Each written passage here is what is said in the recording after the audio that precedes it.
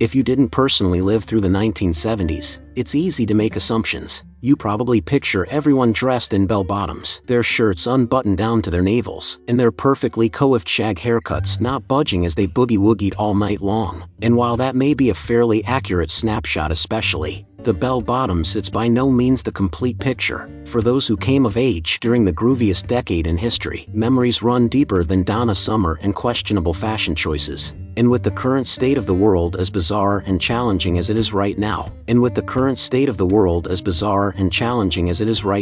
from Schoolhouse Rock to Pet Rocks, here are 20 things that only 70s kids remember. And for a look back at the lingo from the disco era, check out these 20 slang terms every 1970s kid will remember.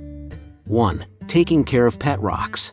In the 70s, we begged our parents for $4 so that we could buy a rock. In the 70s, we begged our parents for $4 so that we could buy a rock. And we were, but we have no regrets. We gotta feed our pet rocks, take them for walks, and even clean up after them, just like a real pet. Call us fools if you must, but we loved our pet rocks. Ah, the 70s. They really were simpler times. And for more terms from you bell-bottom years. 2. Being afraid to go in the ocean after Jaws. All it took was one seriously terrifying movie, Steven Spielberg's 1975 shark fright fest Jaws, to keep an entire generation of children out of the ocean. All of us 70s kids would scan the water for signs of a shark fin, hearing da-dum, da-dum, da-dum in our heads as we did.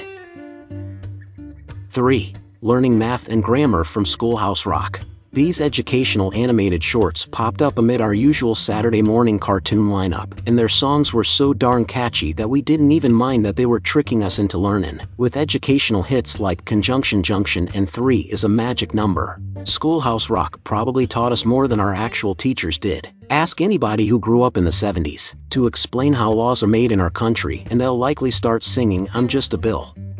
4. Wearing tube socks. No self-respecting 70s kid would ever walk out for gym class without a pair of tube socks, preferably one long enough to reach their knees. We all suffered from the same delusion that tube socks made us look athletic and not incredibly silly.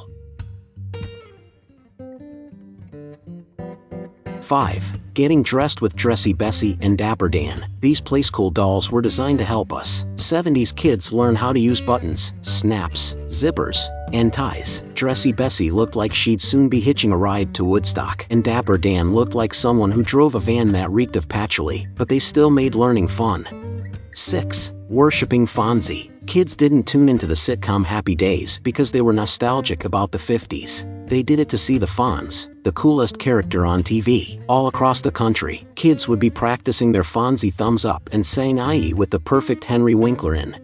7. Having Tupperware pride. Of course, people still use Tupperware today, but it's nothing like it was in the 70s. Our Tupperware was colorful and bold, something that you actually wanted to show off when you opened your lunch at school. The generation before us even had Tupperware parties to sell these much sought-after storage contain. In the 1970s, you'd have an easier time walking into somebody's house and stealing a lamp than leaving with their Tupperware. Seriously, we loved it that much. 8. Using the 8-track player in your car. Nobody actually liked 8-track tapes. They were simply the only thing available in the 70s for recording and listening to music. They were incredibly complicated, with 4 programs.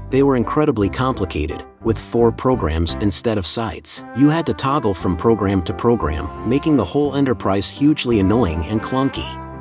9. Witnessing TV go off the air at night. Television wasn't available 24/7 during our childhood. At around 1 or 2 a.m., most TV stations signed off for the night, playing the Star-Spangled Banner before leaving us with a test card of color bars. Anyone suffering from insomnia didn't have a lot of options in those days.